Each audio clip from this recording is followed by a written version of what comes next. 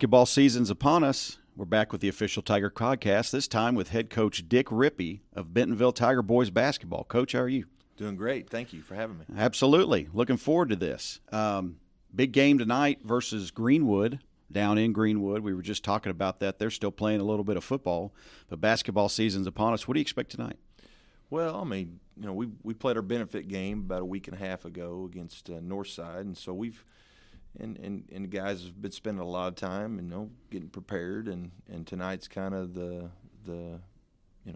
first show, so to speak, and opening day, and we're looking forward to that. And our players, we're very blessed with guys who have been very dedicated in their preparation, and I feel like we've got a solid group that's really learning how to play the way that we like to play, and I think it's going to be a lot of fun to watch. And let's talk a little bit about that. You've come from Missouri. This is actually, not your first year down in Bentonville. This is actually your second year. But you've had great success in Missouri. What's the difference in Missouri basketball and Arkansas basketball? Oh, there's really not much of a difference. Just like here in Arkansas, the more you advance in the state tournament, the tougher the competition, and then you start seeing some of the teams, the athletes that are also really good basketball players. The North Little Rocks, Fayettevilles. Last year Harbor was really good. And Bryant's really good. You just keep going on and on and on. And in Missouri, if you could get out of Southwest Missouri to advance in the state tournament, then you started seeing some of those types of teams. And it's just, basketball's basketball. I think the biggest adjustment I've had to make is just trying to learn other teams' opponents and their tendencies and things their coaches like to do, and hopefully this year will be easier for us in that regard. It used to be the 7A West, now 6A West. It's going to be really competitive again, and we're looking forward to hopefully competing every night. And you base your team's offense in the motion offense, which is something that's new for us down here. Talk to a little bit about that and how you became a motion coach.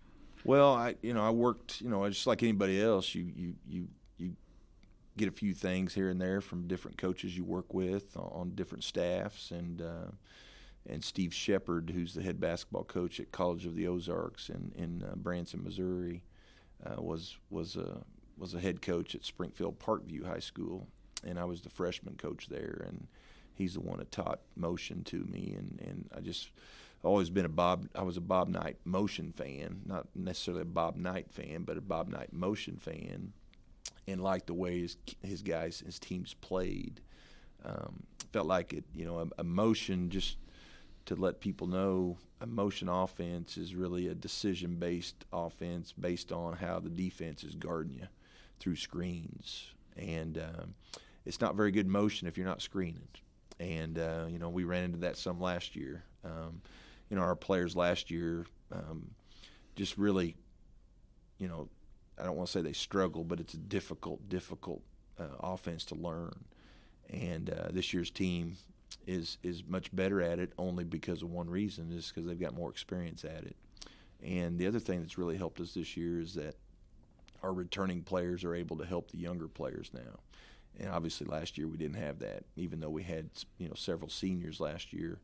They were in the same boat as the sophomores and juniors last year, and now we're having that capability of older guys helping the younger guys, and that's really helped as well. And but it's I always try to tell people, and I know football's huge in this community, and I know you, like me, are a Tennessee Titan fan, and I go back all the way to Houston Oilers with Warren Moon, and they ran an offense called the run and shoot. That's right. And based on how the cornerback or the defensive secondary were defending the receiver made their cut based on how they were being guarded. So very similar motion offense in basketball, very similar, I think, to the run and shoot, where it's pretty important that the passer and the guy receiving the pass is on the same page, just like it would be in football. So there's a lot a lot of decisions that have to be made, and the more you do them, just like anything else, the better you get at it. And so hopefully our guys will be better at it this year. Yeah, and I think the one thing that I found interesting that you've always preached is that every player on the floor has to learn how to play the game. And it's not just a deal where you react because that's where I'm supposed to be. It's what is that guy doing, and then what do I need to do to counter that? And then in turn, the four other guys on the court need to be in sync with what that guy's doing to make a read off that to get open. Yeah, absolutely. And and that's one thing I hesitate to say that to our guys and to anyone else about, just learning how to play, because it kind of almost sounds like this is the only way to play, and obviously it's not. But learning how to play motion is what we're talking about, and how to read screens and how to read the defense, how to play off your guy is what we say a lot. And our players are really are doing a good job with that and getting better at it and getting more comfortable with it. And I think last year there were some times where we tried to bail them out and run some sets to try to give them some guidance, and it helped them. I hope this year we don't run as many sets. Our goal would be just not to run any, just to let them play. And in our benefit game we went through the entire benefit game and didn't run one set until the very last set in the regulation, where we hit 3 to tie it and send it into overtime. And so we ran one set all night, and we just want our guys to play. And part of that was, we want our guys to do that, and part of it is that, it's a benefit game. We're not going to sit there and do everything. We might play Northside again. Next weekend we go to Blue Springs and play in a tournament, and Northside's in the same tournament. So we, some of that was by plan, and some of it's just because preparation. Talk to us a little bit about some of your key returners. The name that jumps off the page is Michael Shanks, but then we've got other players as well. Who are the guys that are going to make the wheels turn for the Tigers this year? Well, yeah, I think it's fair to talk about Michael first. He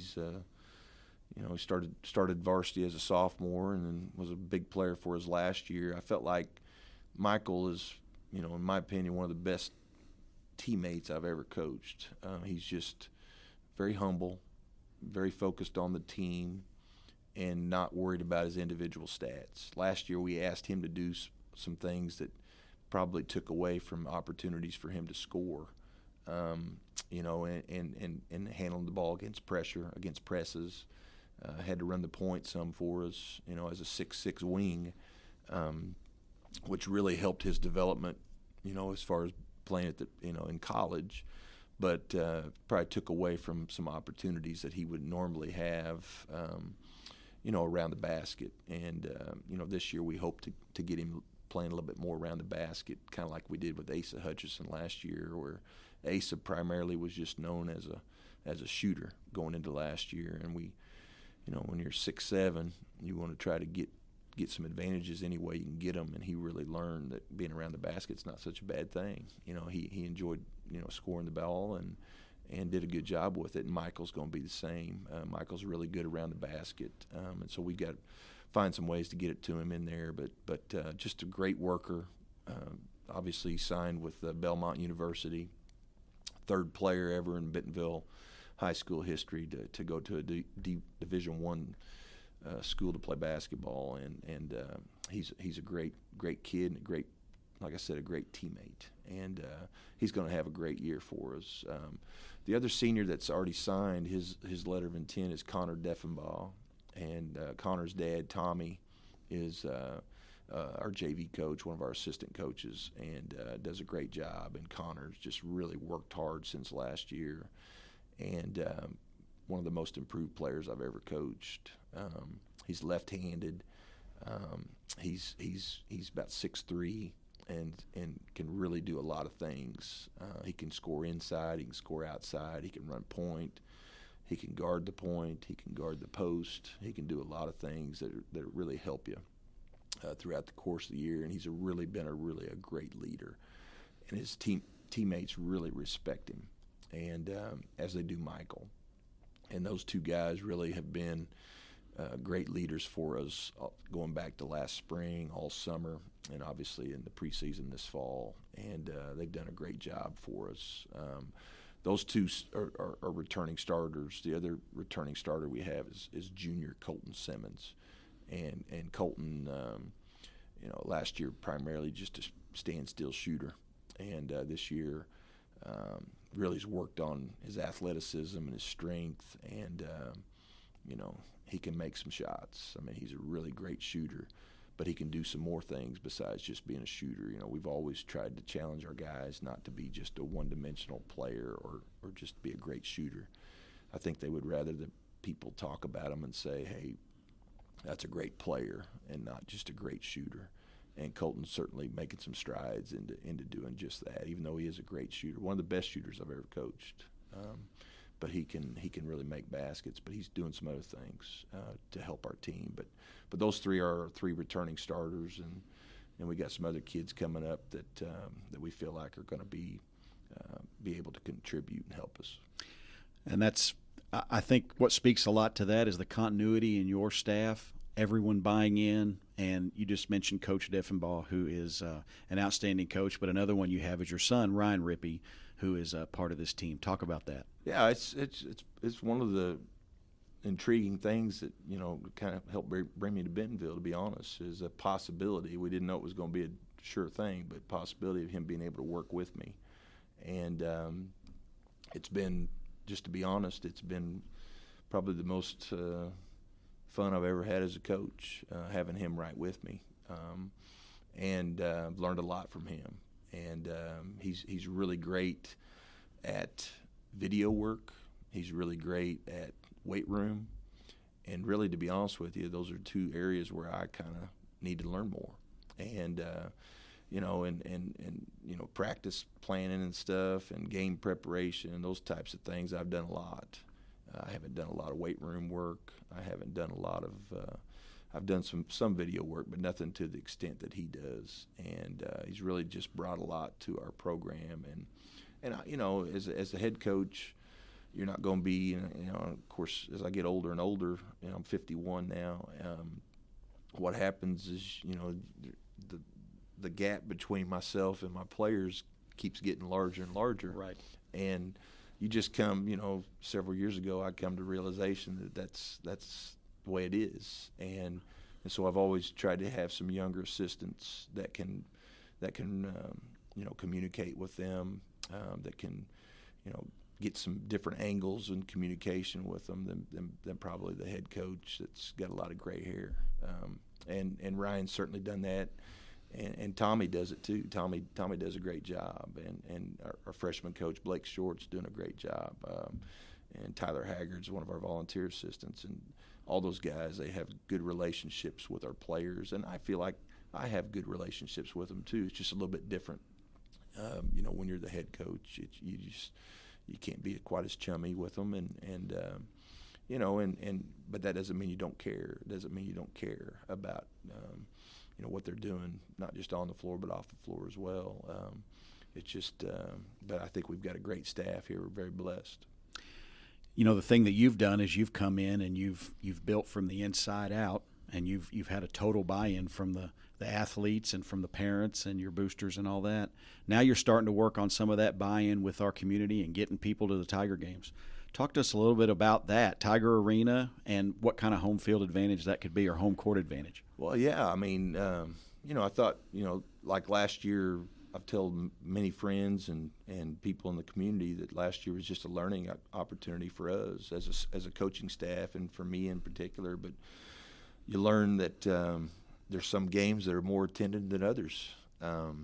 We'd like to get it to where, just like a Friday night, whether at Tiger Stadium or Wolverine Stadium, I mean, you got a great crowd every Friday night, and we'd like to have that here. And I know Coach White would like the same thing at West, and so how do you get that done? And we've tried several things, and I thought my wife back in Springfield, we had a future. It was the Kickapoo Chiefs where I coached, and it was a future chief program, and so she's an elementary teacher, and she she's always prided herself in trying to get, what can we do for the next generation. And so we started a Future Tiger program last year and had some, a lot of success with kids, going to the game, and then they would. We had some businesses that helped us be able to buy some T-shirts or some sling packs and some Nerf goals we had last year with the Bentonville Tiger, little Nerf basketball, just different things to try to promote basketball and try to get people to come and just get connected to our team. Our players do a great job working our camps. We had almost 275 kids, nearly 275 kids that came through our camps last summer, and some of them came to multiple camps, but we had a lot of kids that came through, and every time they come to work in our gym, we're going to have some of our current Tigers working with our future Tigers, and I think the young kids really love that. And so our hope is that not just the future Tigers feel like they're connected, but the families feel like they're connected with our basketball program, and hopefully they have fun coming to the games. For example, this year, we've got a deal where if they wear their Future Tiger T-shirt, they get free admission to any game. If they wear their Future Tiger ID badge, they get free popcorn at the concession stand. And just things like that we'd like to do to try to get more kids and families coming to support our team. And just like any athletic team at Bentonville, whether it's, any sport, the athletes work hard. They work hard and they like to compete. And the games that they remember the most are the ones that are the most attended. And that it just provides an unbelievable atmosphere that if you ask any player, at West or at Bentonville the last couple of years, that's probably been their favorite game. It's just because that's the most people, even if you don't win. It's still the most memorable because it's just something about having a full gym. The arena's full, and it brings a lot to the table, just like it does on a Friday night at the football stadium. It just adds to the atmosphere. And and hopefully people come out and watch and have a good time and want to come back. The week ahead, we got Greenwood tonight, but we got some more games on the slate next week. Let's preview those. Tell us about what you got coming up in the upcoming week and what those opponents are going to be like for you. Yeah, a week from tonight, after we play Greenwood, we go to Blue Springs, Missouri, which I've got several good friends up in that area that I coached in Springfield, but got to know several of the coaches up in Kansas City through summer camps and head-to-head competition and state tournaments and so forth. And so we got hooked up at Blue Springs South. They're hosting an 8-team field that's very good. And we play Blue Springs High School a week from tonight. It's our opening round game. They're very athletic. There's 2 high schools in Blue Springs, very similar to Bentonville's situation. They have a Blue Springs and they have a Blue Springs South, and we play the regular the original Blue Springs High School, and then on the other side we play the winner loser of Jefferson City, Missouri, and Jennings, Missouri, which is an inner city school in St. Louis. It's a very good basketball school, and so that'll be a difficult game no matter what. And then on the other side, the other 4 are Blue Springs South, Rockhurst out of Kansas City, Northside, and who am I forgetting? There's one more that all 4 teams really good. So we'll see see how we do in that, but we're looking forward. But we know it's going to be 3 difficult games, and that's good. This part of the season, you need to be playing good people to kind of see what you need to work on getting ready for conference. Tiger basketball, a team on the rise, a program on the rise, and you can follow it all right here on the Official Tiger Podcast. We're going to have weekly visits with Coach Rippee, talking about the games that have happened and the games coming up and finding more about the Tigers and what they're trying to do on that road to the state championship. Coach Rippee, really appreciate your time. Look forward to speaking to you next week after those games in the tournament and find out where we stand. Thanks for coming. Thanks, Jeff. Appreciate it. This is the OTP.